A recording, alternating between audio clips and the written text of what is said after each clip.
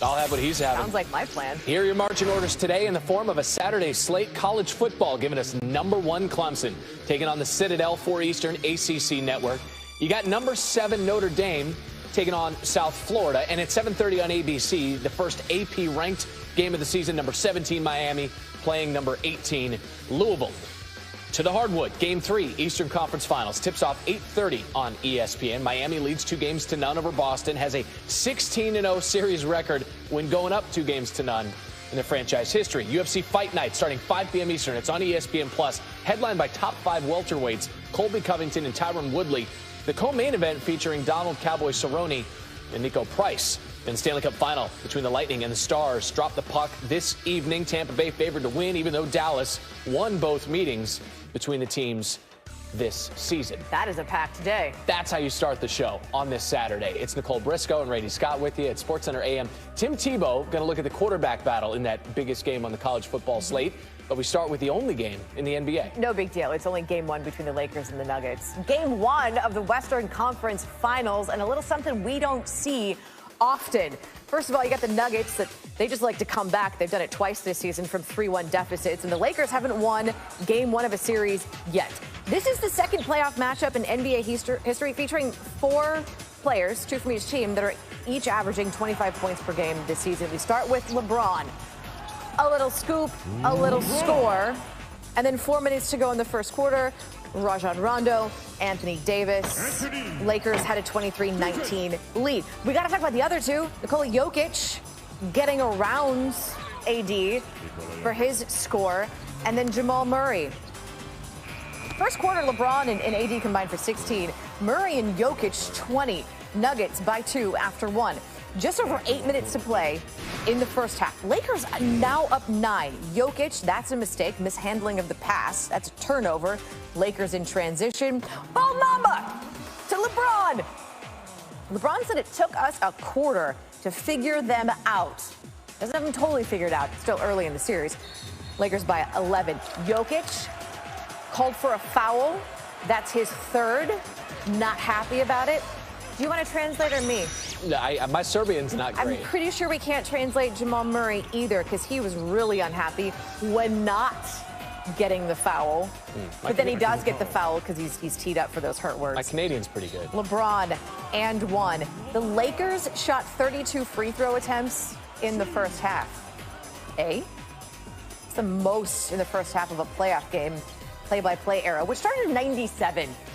They only shot 42% in that quarter, but they went to the foul line 24 times in one quarter. 24 times in a quarter, which is an extremely high number. On pace for almost 100. And we were called for 16 personal fouls in that quarter. Jamal Murray was like, yeah, we know we're young, but now we know how it's going to be. Lakers push the pace in the 3rd, up 17. Murray the miss. Watch AD rebound the throw. That's perfection. Tavius Caldwell-Pope. He had 18 points. It's a 19-point lead for LA. Then Rondo throwing it up for Davis, and he throws it down with 6 seconds ticked off in that shot clock. Just why not? Lakers led by 20. AD had 37 and 10 rebounds. Rondo had 9 assists, so he passed Michael Jordan for 10th all time.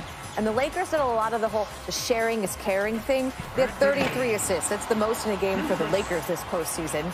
The Lakers outscored the Nuggets 23-4 in transition through just 3 quarters. They led 103-79 after 3. Can you explain what happened in the 4th with this bucket by Rajon Rondo? Like, clearly it's a top play, but it makes no sense. It defies the laws of all things possible. Lakers go on to win this one 126-114, and I get the impression they're playing with a bit of a chip on their shoulders. Pissed me off. That's my true answer. It pissed me off because out of 101 votes, I got 16 first place votes. That's what pissed me off more than anything. Not saying that the winner wasn't deserving of the MVP, but that pissed me off. And I finished second a lot in my career, either from a championship and now 4 times as an MVP. It's just a weird thing sometimes that I don't know how much we are really watching the game of basketball, or are we just in the narration mode, the narrative. NBA analyst David Fizdale really watches the game of basketball, and he's with us on SportsCenter. And, Coach, you were an assistant there in Miami on that staff when LeBron was there. You know how he operates. So when you hear him say this about this award, you think what? Uh-oh. I'm like, he's about to go off. He just, for whatever reason, in my time of knowing him, he does not deal with slights well. He turns slights into attack mode. After we lost to Dallas, that next year he came back with a vengeance. I remember, just think about when Draymond Green called him something out of his name during those finals when they were down 3-1, and how that woke him up. He just turns into a monster when he feels like he's not getting respected. And not just Denver, but watch out, everybody, because he's about to turn it up to another level. Was this a slight, though? I mean, I understand the vote wasn't close, but how much of a slight was this really when you look at it? Yeah, I mean, to us, who knows? To the people, some people may think Giannis was the guy and he should have been the MVP outright and all of this stuff. But to LeBron, it's a slight. And if in his mind it's a slight, then he's going to take that out on the team in front of him. And I just expect him to really crank it up. And you can even see the Laker team really played with a chip on their shoulder collectively and went out and really got after Denver. But, it's going to be a long series, obviously, because Denver doesn't lay down. That's just it. It doesn't matter what we think. It matters what he thinks. And LeBron is the MVP runner-up for the fourth time in his career. Meanwhile, in the East, Celtics Heat Game 3 on ESPN, 8:30 Eastern. Boston down 2-0. Reports after Game 2 of a pretty heated locker room after that loss. So if you're coaching this team, how are you getting your guys back into this series?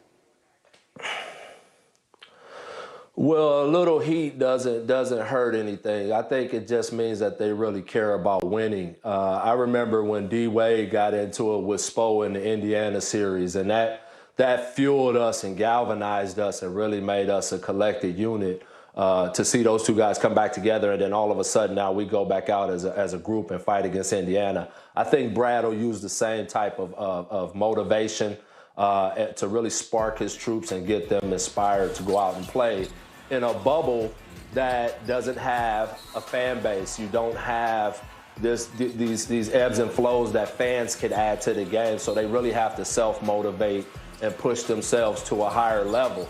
But, at the end of the day, this is the game, and if it hurts that bad for Boston, we're going to see it in their play and their desperation as a collective unit as they go against just a vicious pack of Miami Heat players. A Boston team that was very much in games 1 and 2. They blew leads in both of those games. Game 3 tonight on ESPN at 8:30. It's David Fizdale with the insight for us on SportsCenter. There was a small earthquake by earthquake standards in Southern California, a 4.54. I don't think it had anything to do with the balls landing after the Dodgers hit them. Let's kiss it goodbye, California style. Dodgers and Rockies. Cody Bellinger with a runner on. Let's just bring everybody home. His 11th of the season, but it's his first since August 30th. A little West Coast bias here as we have Mookie Betts. And I get it. It's a little Dodger bias. Denver's not on the coast. Fine. The fact remains we're showing love to the West. And a finish that probably happened while you were asleep. Mookie Betts, don't sleep on him. 16 home runs this season, all of them against right-handed pitching. Betts says, like, everyone on this team can hurt you. Yeah, including Gavin Lux, because he had a runner on in the second, and he, too, brought him home. That wasn't even in question. That was 453 feet of a home run. Dodgers season high for runs, with a squeaker, if you will, 15-6. Mariners hosting the Padres in San Diego because of the poor air quality up in Seattle. Either way, Manny Machado deep and gone off of Yusei Kikuchi. He went down to get it, sort of served it out there. And here, this is a no-doubter, cutting through whatever marine layer there is in America's finest city. Walker, Lockett, serving it up. 27th career multi-home run game for Machado. Padres win 6-1. We had a little history It's Albert Pujols. Angels and Rangers. Pujols at the plate. 5th home run of the season, and that's a big one because it's 661 for his career. So he passes Willie Mays for 5th on Major League Baseball's all-time list. He said he got a text message and an email from Mays. Wow. Mays is in his late 80s, by the way. That's outstanding. That's 662. Pujols is the 8th player in Major League Baseball history with 60 career multi-home run games. Angels won at 6-2, so you got Pujols, who trails just Bonds, Hank Aaron, Babe Ruth, and A-Rod. You think Mays was just saying, hey? Can you hear the eye roll at home, or is it just implied?